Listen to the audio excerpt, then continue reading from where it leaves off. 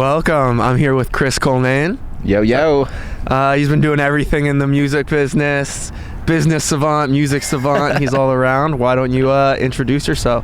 Yeah, I'm Chris Culnane, producer, DJ, and partnership director. Kind of devoted the life to music. And yeah, I'm stoked to be here. Yeah, stoked to have you. So, devoted the life to music since when? What got you started in it? So, yeah, my original passion was skiing and being in the mountains. And when I got to college, I went to school in northern New York. And I thought, oh, yeah, we're going to be upstate New York. It's so freaking cold there. I got to be close to some mountains. And the closest mountain was 2 hours away. And being a young college student, I was, it was tough to keep up with that passion. And the summer leading into college, I was able to go to Burning Man with my best friend, and we were lucky enough to be part of this camp called the Root Society. And actually, the first DJ I ever saw was Bass Nectar back in his heyday, peak of this sort of bass music scene popping off. And beyond Bass Nectar, I mean, we saw handfuls of amazing DJs out there, and it kind of just really made me think man, this is what I want to be doing, whether it's putting together this show or being on that stage. It was just so creative and inspirational. And yeah, that was kind of the hard launch into music was that first trip at Burning Man. Yeah, I mean, that sounds crazy. Is there a specific moment you can point to where you're wow, Yeah, I think it was that first night. Opening night. The crew brings out these huge geodomes, and they just built this amazing stage inside this dome. And me and my buddy were, we got there a week before. We were part of the build, and being young kids looking to party, we were oh, we're gonna build our own VIP section on on this stage, and it's that's so not the Burning Man vibes. We had no idea what we were doing, but we're gonna build this little platform next to the DJ booth. So we built this little 3-story scaffolding platform for us to chill on. And I remember being up there the first night and just seeing the people, hearing and feeling the music, and just talking with everyone there. And just, it was such a energetic and captivating scene. And inspirational, I think, is the best word. It was so inspirational that it just kind of got me fired up. And I said, I need to figure out a way to be part of this in some fashion. And that initially started with music, for sure. That's crazy. That's the type of guy you are. Go to Burning Man, build yourself a VIP section. That's my one of my best friends and past business partners, Ryan Taylor, whose father actually put together that whole Root Society camp. Yeah, he's a VIP boy too. So he had a little part in that, but yeah. So before that, did you have any exposure to the music scene where you were from, electronic music, or was that really what sent you into it? That was really it, man. Yeah, I was born in Connecticut, and then I moved to Vermont when I was 13, as my family were big mountain, winter sports, skiing, snowboarding, that sort of thing. And yeah, in high school I was listening to a lot of old school rap, Dr. Dre and Eazy-E and that sort of stuff. And a lot of jam bands, that was kind of the vibe. And I would say I was passionate about music in a different way, because skiing and in particular park skiing, jumps, rails, that sort of stuff was really my everyday kind of life. It's what I thought about. It's when I wasn't at school, it's what I was doing. And a big part of that culture were the ski movies, right? And in those movies, the music was a really, really integral part of that. And a lot of underground hip hop and old school rap, and even kind of jammy sort of stuff as well. But yeah, that was kind of I think I was passionate about music when I was in high school. I just didn't know it yet because I was so hyper passionate about winter sports. Yeah, well, obviously skiing, especially the rails, all the park stuff, so much of that is the adrenaline rush that you get from it. Do you see kind of a similar effect when you're either performing, listening to music, making music? Do you see a connection between those things? Or I do, yeah, and it's kind of one of my favorite things to talk about is like getting in this flow state, right? You know, I first experienced that when I was skiing and actually ski racing. And, you know, it's kind of like when you're so engulfed in something that like time and space moves differently and you aren't thinking about a single thing, and you kind of enter this like different mental dimension where, you know, just the thing you're doing is the only thing that's really going on around you. Yeah. And entering that state is something that I like absolutely love and actively chase. And I'd say that's the biggest connection between what I would do on the mountain and when you're in the middle of an amazing performance. You know, you're on autopilot, right? You're kind of doing everything right, all in the right time. You're not like stopping for a second and it's all just flowing. So I'd say that would probably be like the biggest connection between the two. And when it comes to that rush that you're talking about, it's like less of a rush and more of that like feeling of being perfectly in tune. If that makes sense. Yeah, totally. All right, so you go to Burning Man. You're like, I love this. Yep. What then motivates you to be like, I want to make this music? Yeah, so like I said, you know, me and my buddy Ryan were just so engulfed in this. We were like, this is amazing. We gotta become DJs. So that was kind of step one, right? So, you know, he went to University of Rhode Island. I went to school at St. Lawrence in upstate New York, and we both kind of did our own DJ thing, you know, at the time. There was like no frats at our college, but there was a lot of sororities. So I was like playing a lot of the formals, and then like I also helped kind of revitalize this like club night that got launched in the early 90s there, but then went under. So that was kind of like a big part of my college career and my DJ career, was bringing back this thing called Club Win at St. Lawrence. And it lasted for about a year and a half, and then, you know, some of the parties got a little ruckus, so the campus was like, maybe we won't bring this back. Music was too good.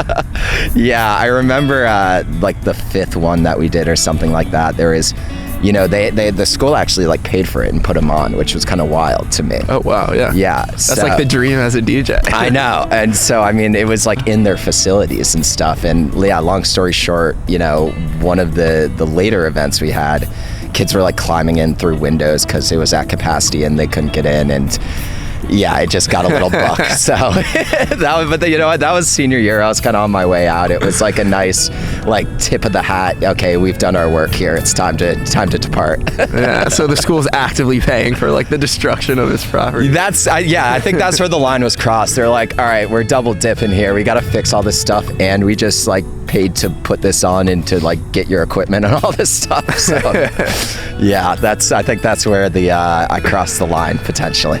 Yeah. All right, so then you graduate from college and you're like, the music scene's still where I want to be. Yeah, so I was in school for economics. You know, I was thinking about doing like, you know, some sort of Wall Street job, some sort of like investment banking style job. And I got my degree in economics. But I kind of just knew that really wasn't what I wanted to do, right? You know, I'm getting that vibe. Yeah. Since that, you know, I've always been super business oriented, but since that first year going to Burning Man, you know, I think like DJing was the first stop, and then it was like, I really want to create. I really want to, you know, do something more. And I also just thought about like, you know, being like in the pit in New York City and having to like, you know, suck up to people and all that stuff. I was just like, this is not for me. So, you know, my buddy Ryan, who I've talked about a little bit, we kind of like said, you know what, okay, I think in a couple of years we should like do this thing. We should start a production company. We should book DJs, put on tours, that sort of thing. And, you know, he was a few years behind me, so I actually ended up going to Australia and getting my master's in tourism and hospitality management with a focus on events. Wow. So that was kind of like my precursor and my transition from what I thought I was going to do, which was like economics and that stuff, into like, okay, we're going to try to make a career out of like this, just live entertainment, I think is the best way, whether it's booking DJs or putting on experiences or whatever it might be. So you know, I got my MBA, also got to throw myself into a fully different culture, a culture that absolutely adores dance music and like electronic music in Australia, and you know, as I'm sure you've heard, the UK is just supreme. You know, it's on normal pop radio. It's kind of what people listen to in their free time.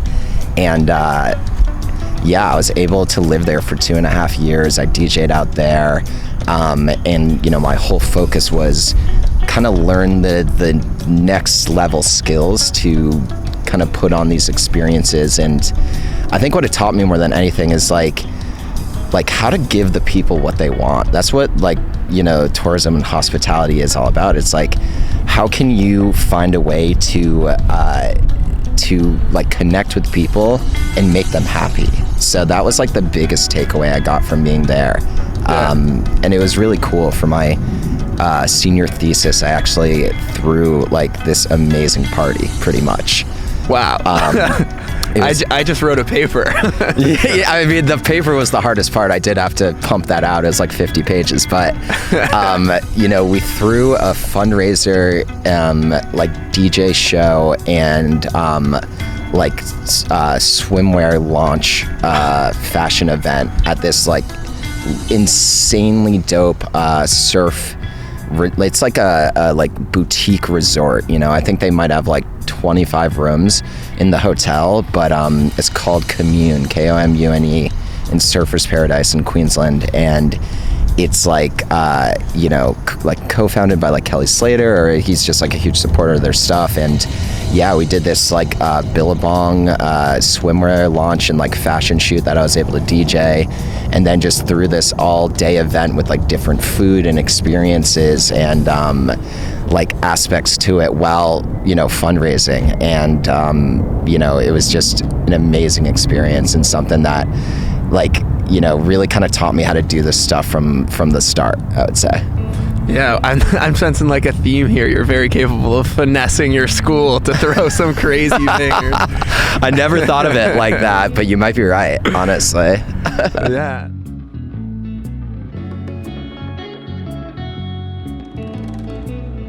And then what was the next step for you? You come back to the States and yep, you're motivated, you're ready to go? Yeah, I got back to the States, and you know, I got back in February, and my buddy who we launched the company together was wrapping up school. So, you know, I was hanging with him. We were kind of getting prepared, and we literally had no idea what we were doing. So we were calling up agents, and we were like, hey, can we book Tiesto? And they were like, wait, who the fuck are you? Like, we've never heard of you in our entire life. Like, and it was about 4 or 5 months of that until, you know, some of these agents were like, hey guys, you know, we admire your persistence, but like, this is how it works. You gotta kind of start small. You gotta show us you're capable. You gotta book some of our other talent, then we'll, you know, give you like 3 tiers away from Tiesto. Then maybe in 2 years we'll do that. So reality check. But you know what's funny? With all of that, the first show we ever threw was Steve Aoki, which, you know, is still that is pretty not big. 3 steps down. No. So we got that. I mean, we got ripped. How'd that get put together? You know what I'm saying? Like I said, it was just months and months of trying to get some decent DJs to book, and finally a few of these agents were like, all right, we'll entertain this, you know? Sweet. Yeah, and yeah, we did that for around 3 years, and you know, the promotion scene and trying to figure out when people are gonna be into something on a current night, or if there's things competing, it's a pretty tough business and cutthroat business. And like, I admire the people that put on these shows, but kind of through those 3 years of launching and growing this thing, I realized like I'm more into the experience creation and like setting the tone and the vibe, rather than being the guy with the megaphone shouting off the top of a building, oh my God, come to this thing, it's gonna be so sick, you know, you gotta be there. Like, I've always been more so of a create and present versus get your megaphone out and like make sure the people know this is like it. You gotta do this thing. You gotta check this out. Oh, you gotta buy this, whatever it might be. That's not really the style or the vibe always. It's more so get creative behind closed doors, envision something, dream it, build it, present it, you know? And that's kind of, I think, what like brought me to my leave, you know, out of that like side of the event space and world was, you know, I love that connection and bringing people together and seeing smiles, you know, whether you drop a good track or you create something really cool and you see people interacting with it at an event. You know, that's what I'd say what I chase the most is like spreading joy and positivity and almost like just brightening people's days. I really like at the core of it is kind of what I realized I was missing a little bit from the current mold of events I had. And, you know, that kind of had me step away and from that whole space and step into, you know, like working with different brands, you know, whether it's like a beer company or a fashion, you know, brand or something like that. But working with these companies that want to get in these events, but will actually like make it cooler and add value to the experience. And yeah, that's kind of where it all went from there. Mm-hmm. What do you think draws you so strongly to the creative process? Because it seems like your whole life has been you being kind of like pulled down this path that you like can't escape of, like, yeah, that's a really, really good question. You know, I don't know what the thing that makes me like consciously seek this out and continue to like want to be like that. I don't know. I guess it is kind of like, you know, medicine in a way for me, you know, if I'm able to kind of like dream and envision and put something together, whether it's a song or it's even like, this is going to sound so funny, but like, it's even like setting up my house, you know what I'm saying? Or like decorating my room or something like that. It's like, I do take pleasure in the ability to dream something up in my head and then see it actually just sit in front of me. I've never thought about it like that. Mm-hmm. Really good question. Okay, interesting. All right, so moving ahead with your life story, you decide, you know, putting on these events isn't quite for you, but you know, obviously still want to stay in the scene. Where does that bring you to? Yeah, so, you know, for a few years, I, you know, was doing kind of a mix of putting on events and promoting and operating the events and working with these brand partners. I worked with this awesome company called Daybreaker that produces, you know, alcohol and substance-free morning dance parties and like hyper experiential events based out of Brooklyn, but they do it all over the world. And, you know, like different like stilt walkers and break dancers or like live trumpet players. They have all these like crazy pop-up moments that happen throughout the whole event, and it just kind of enlightens you and opens your eyes to like, hey, you can party and have fun and express yourself without the need of anything. So that was an amazing experience. You know, we did parties in Fenway Park with New Balance. We did City Hall Plaza with the mayor. We did inside and outside of Faneuil Hall Marketplace, bringing in production, bringing in studio, like full staging and like turning like these like landmark spaces into venues. So like that was like my first experience out from the production company we ran, and that was just like unbelievable. Taught me a lot about working with brand partners, but also just like this whole like concepting and dreaming things up. You know, it fell right in line with that that desire of mine for sure.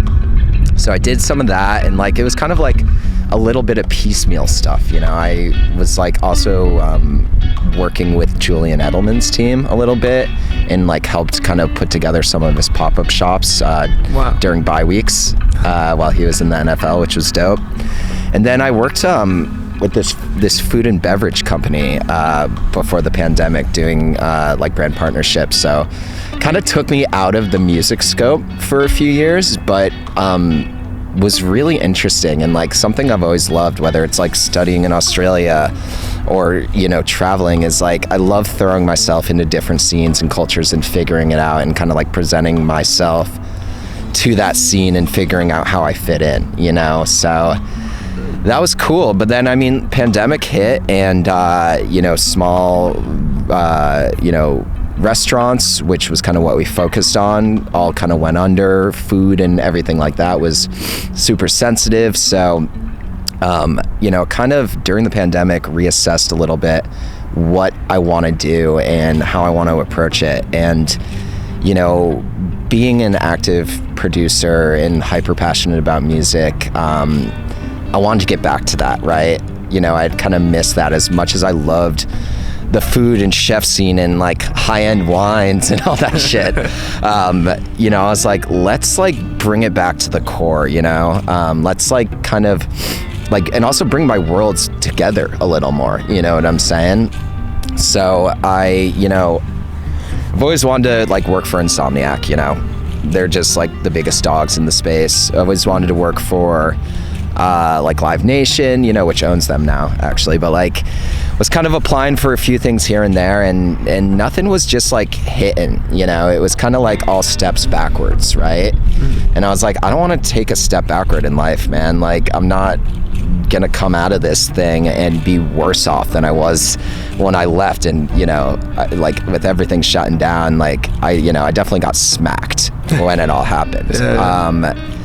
So I was just like, fuck it, man. I'm gonna launch this company, right? I know enough people putting on like pretty top tier shows. I know they need to make them cooler. I know they need brand sponsors and they don't know what the hell they're doing. And yeah, I just started reaching out to different people I know and telling them like, hey, this is what I do. I hadn't even concepted the company or anything yet, but I was like, hey, this is what I do. I'm really good at it. I'm passionate about it. Like, I want to bring you really cool brands that are going to make it better and bring you money. And they were like, all right, well, sounds good to me. And more or less, you know, kind of like just brought like everything else, you know, kind of like thought this thing up and then tried to take a jab at it. And some of the, you know, those jabs hit. And then I just kind of leaned into like, okay, what's working here? And since the start, it's, you know, I'd say as it's gotten bigger, it's been like there's had to be more conscious thought. But at the start, it was just all like,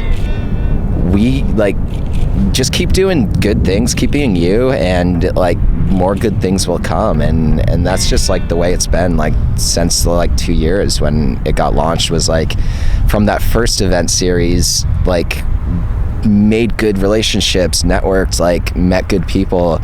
They fucked with what I was doing. They told their friends about it. Then boom, we've got another festival. Then, oh wait, we're not just in Boston, we're now in Miami. And wait, oh, we're in Charleston, South Carolina, and we're in New York City now. And it's like, just through these like hard work, good vibes, good vision, it's all just like snowballed is the best way to describe it. Like one thing has just picked up the other thing. And yeah, I think, like I said, as it's gotten bigger, I've had to get more conscious about what I want to stick to that snowball and make it bigger or not, you know what I'm saying? But it's really, really exciting. And, you know, even for my music, it's just great because I'm, you know, meeting with and connecting with some of the biggest festival organizers in the United States and like some of the, you know, coolest events, most like boutique festivals in the, you know, in the East Coast in the US. So it's really nice because all my worlds are kind of revolved now, you know, and it's great to be on both sides of it, you know, either watching the show and helping make the experience better or being a person that's, you know, kind of like at a focal point when you're DJing and like really providing that core thing that people are there for.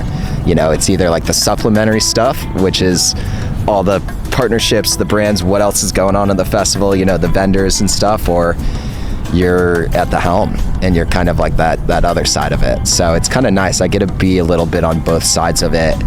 And with the partnership stuff, you know, I'm a little bit outside of it too, where I'm not in the day-to-day, the, you know, thick of, do we have our, you know, stage guys paid out? How are tickets doing? You know, it's like a very direct kind of goal and mission that allows me to be in this space. So I'm fortunate for that, for sure.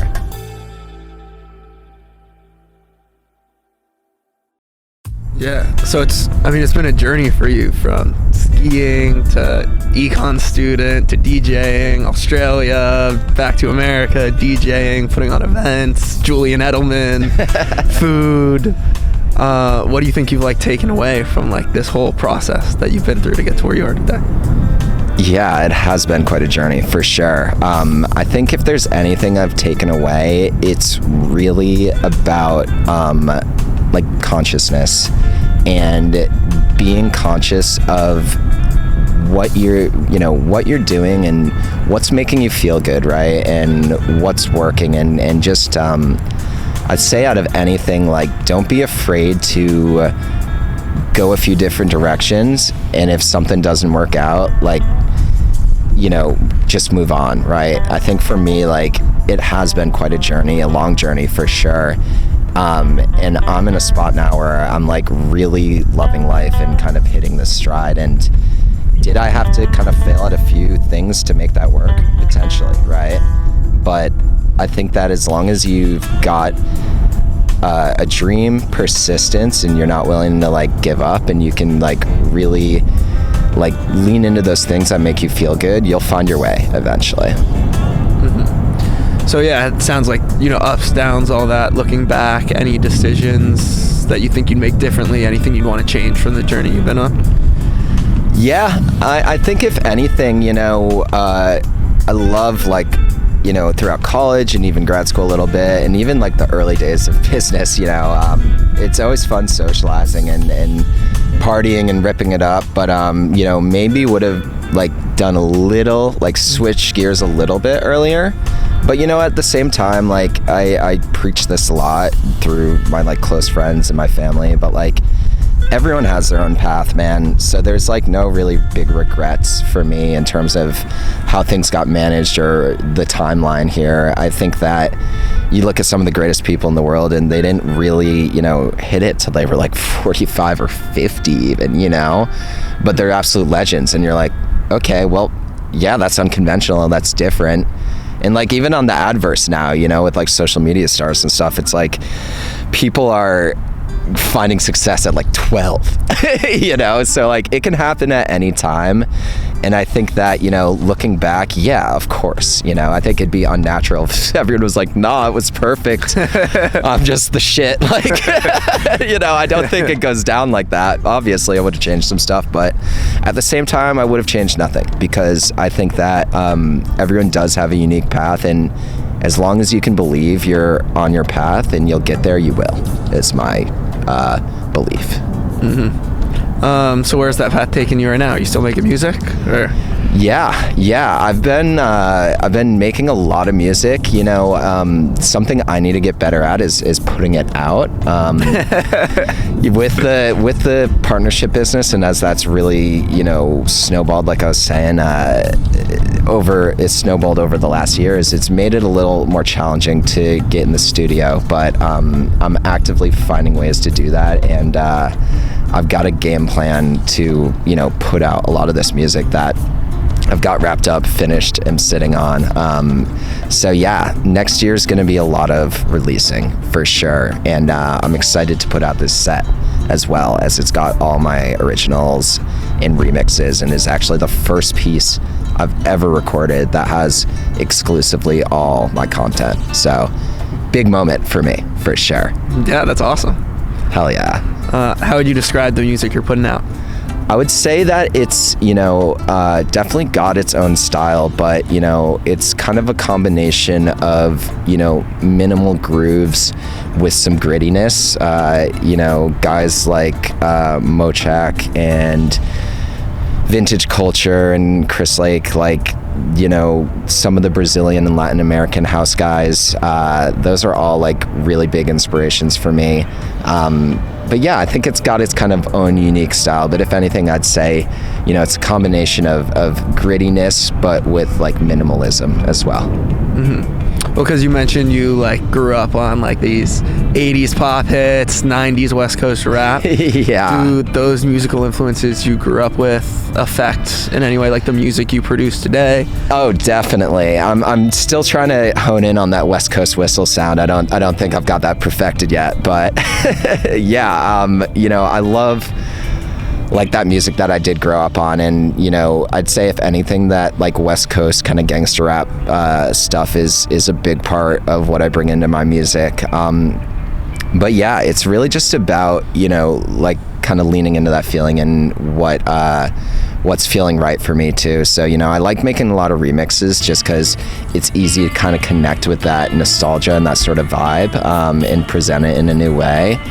But yeah, You know, kind of harder, little grittier, but also kind of chill at the same time. You know, it kind of caters to the sets I play, because, you know, if I'm opening up for like, you know, Matroda or someone kind of harder like that, I can go ham. But if I'm opening up for someone like Camel Fat or someone like that, I can still like reel it back and kind of keep it minimal and still play my stuff through the mix. So it's a nice balance.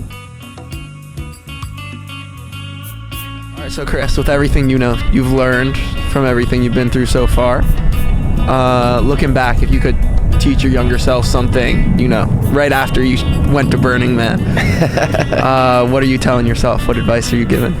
So yeah, going to Burning Man is like a ritual almost, because you really can kind of find yourself out there. And I think the key, if there's one key piece of advice that I'd give my younger self, it's just believe, I think, is the best way to put it.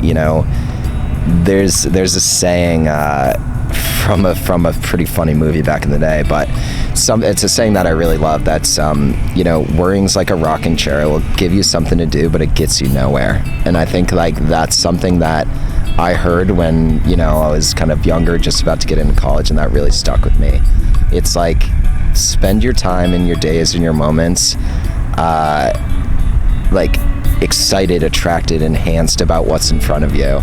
And like I said, if things don't work out sometimes, that's gotta just be out the window. Like the only way you're gonna kind of do really cool stuff and be a dreamer and be a dreamer that creates reality is by believing. So that would be the advice I would give my younger self.